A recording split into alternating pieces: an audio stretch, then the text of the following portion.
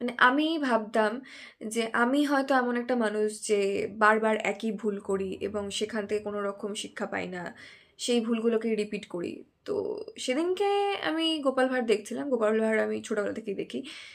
গোপাল ভাঁড়টা দেখে আমার মনে একটা ধারণা এলো যে না ভাই, আমি ওই রকম একটা মানুষ নই যে বারবার একই ভুল রিপিট করে।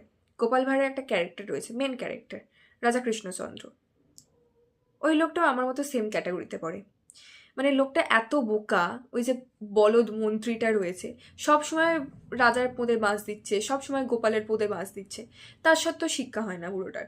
এই রাজা কৃষ্ণচন্দ্র, সেই ওই একই মন্ত্রীকে রেখে দিয়েছে নিজের জীবনে, যাতে আরো সমস্যা আনা যায়, আরো সেই ভুলগুলোকে রিপিট করা যায়।